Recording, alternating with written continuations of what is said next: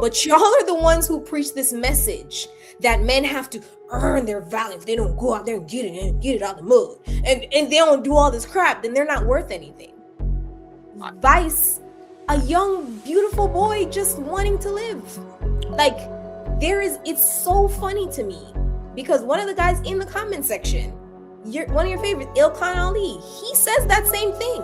He says, women are born with value.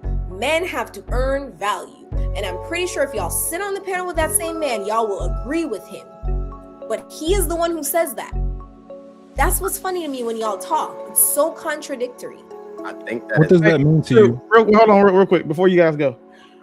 I just want to highlight most of the traits that men want. If you just took care of the top 5 core things that men want, you'll be able to maintain almost every man. And for the most part, it's the same. I think it has to do with how women and men are taught how to live in the world. Nice to see you all on the panel. I was watching you guys in the background. I just wanted to come say hi. And when you see women are born with their value, and their value decreases over time.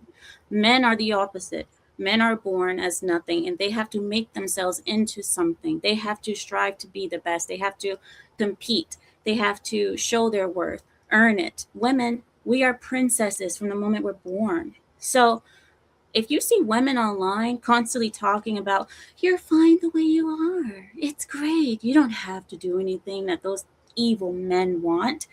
We can do whatever we want, and we're still just perfect little princesses. It's because she's still under the mentality that she's a princess and she has the same amount of value that she did when she was born. That's not how it is. You still have to improve. When you get to a certain age, especially as a woman, I would say the age of teenagehood, most women don't grow out of teenagehood. We sit here and we still think we're the perfect little princesses. Striving to be better and striving to meet expectations does not make you a slave to the man. It makes you a better person, a more tolerable person, a less insufferable person. I know that's right. I think we need to normalize in 2026 that some women can be losers. And I think that that's not something that you hear quite often because most people are too afraid to just hold the mirror up to the just foul behavior that unfortunately has developed in current times. This assumption that we've given women overwhelmingly for the majority of humanity has been that women are just born and they're just infallible, that they're perfect in a way because they're female. That is so far from the truth. They're the most chaotic, misaligned individuals walking on the planet without reform or without guidance. And so I like what the young lady said because I think that there does need to be some conversation surrounding development, surrounding the fact that you may not just be as great as you think you are. And if you're only listening to the opinion of women, then you more than likely are more misguided than often not, because you can't assess yourself and state that you stand in a place of perfection without that being battle tested and without that being tested across multiple markets, in my opinion. And I'll list. Well, I will say I think two things can be true in this case. I think women can be chaotic. We understand women to be chaotic. We understand women have always been chaotic, even at birth, even as a young child. And you can look at them today. Hell, the women on the damn panel, half of them chaotic. We already know Preeti's chaotic. We already know Bo is chaotic. Both of them are disingenuous. Both of them are dishonest. Both of them will never argue in good faith. They push false narratives. They try to build narratives.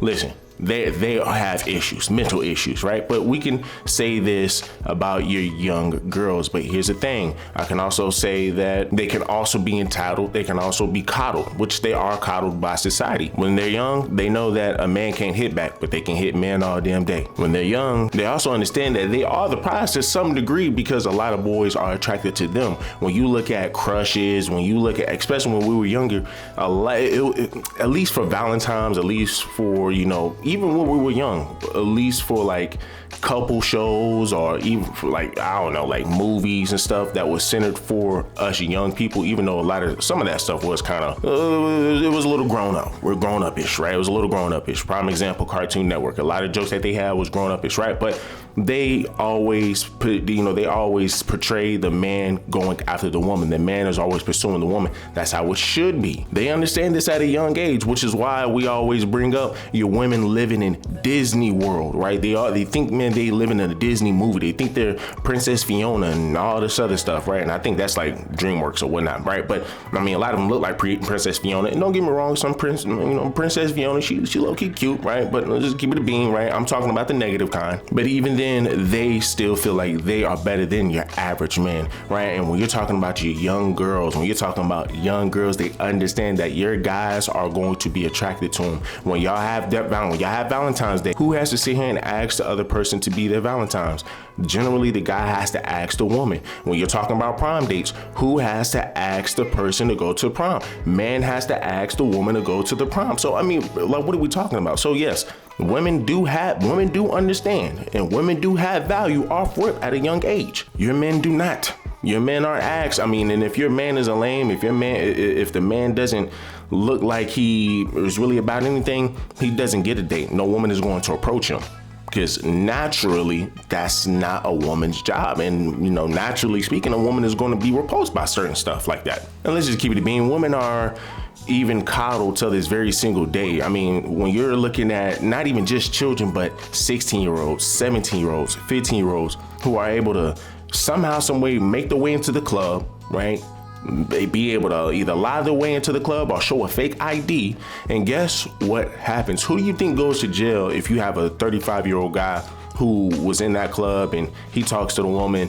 She says, yeah, I'm pretty much this age, and it's above the actual age she really is. Who do you think is going to go to jail? Who do you think is going to go to jail in that situation? The man is always going to be the one penalized. And then if you want to go ahead and go a little bit deeper, right? You can look at your women who are in their 20s, who are in their 30s, who are in their 40s.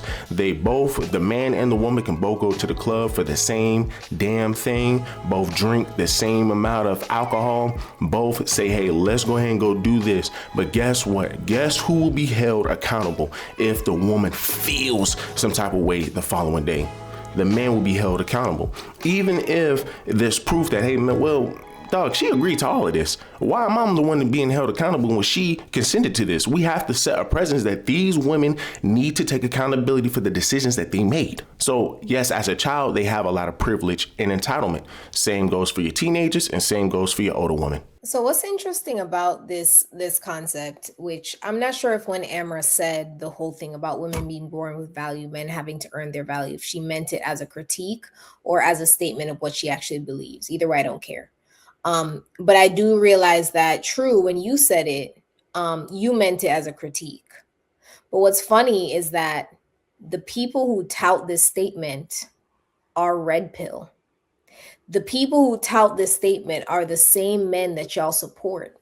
The same men that when you guys are sitting on panels with, you're like, yes, I agree with everything you're saying. They're the ones who say women are born with their value, lose it over time. Men have to earn their value. So quite literally, the system that you guys try to uphold constantly is the one that tells you you're born with no value, is the one that tells you when a little baby boy comes out of his mother's womb, bright-eyed, bushy-tailed, ready for life, learning to walk, big, beautiful eyes, he's worth nothing because he doesn't make money. And so until he gets to the point where he can make money and provide for a woman, he's worth nothing. That system is the one y'all are trying to uphold. And it's funny because I'm on the other side. I believe a young baby boy is worth everything. I believe that's a child. I believe that's a life. I believe that life should be loved and nurtured and valued in the same way a young girl's life is, because it's a life. But y'all are the ones who preach this message that men have to earn their value. If they don't go out there and get it out the mud, and they don't do all this crap, then they're not worth anything. Vice, a young, beautiful boy just wanting to live. Like, it's so funny to me because one of the guys in the comment section, one of your favorites, Ilkhan Ali, he says that same thing. He says, women are born with value. Men have to earn value. And I'm pretty sure if y'all sit on the panel with that same man, y'all will agree with him. But he is the one who says that. That's what's funny to me when y'all talk. It's so contradictory. I think that What does that mean to you? Hold on, real quick before you guys go. I just want to highlight the textbook case of moving the goalposts and being intentionally intellectually disingenuous. When we say a boy is not born with value, we're talking about in the dating market. She tried to extract that and make it seem like we're saying there's value in life. But this is what these types of people do. They try to argue against points that no one made, and they say things that are obviously fucking true. For example, every human being born has value. We're talking about in the dating market. She knows that, but instead still intentionally talks about it overall because that's the only point that she can make. That's the only conversation she can have in this conversation. There's nothing to add of substance. She didn't add anything of substance to what we were talking about.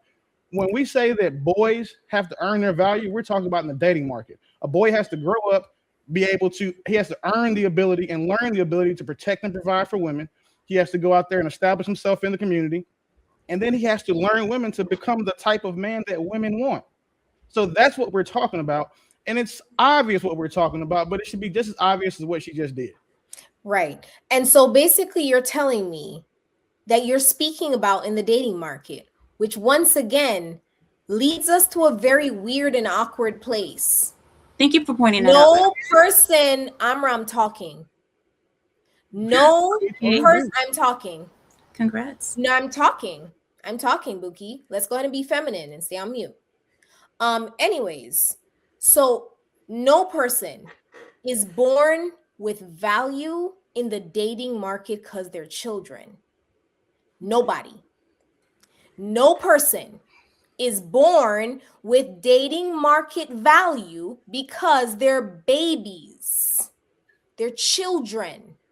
They all have to grow up and be desirable, have good personalities. They all have to have some kind of character. When you take them out on a date, they're not just going to sit there quiet like Amra. They're going to have a personality. They're going to have to speak. They're going to have to say something of value that grabs your interest. Man, if you don't sit your goddamn uncle ass pistol grip chin down somewhere. Grip chin ass. Here you go, pretty dumbass, purposely missing the point. I mean, she's just trying to be extreme for absolutely no reason. I mean, my goodness. Now, here's the thing. Men aren't born with value because the second they become teenagers and they're not producing anything, they don't have any status, and then they become in their late 20s and they're still living with their parents, they're still working at McDonald's. Bro, nobody's going to want to deal with that man. You would even have pre-intellectual herself say, hey, dude, let's just say the guy wants to jump on one of these panels and he goes back and forth with Pretty. And she finds out that, okay, this dude, he's broke and he works at McDonald's and he still lives with his mama. She's going to use that against him every single time. She's going to use that against him every single time. But let a woman be in that exact same situation, nobody's going to bring it up. And here's the funny thing about it, right? Pretty can't prove much of anything that she says. She just talks out her ass. But I can at least prove to y'all that we literally have women who are using their beauty to just get by. Look at Fresh and Fit. Look at whatever podcast. Look at a lot of these podcasts, man. A lot of these women are getting by because of their looks.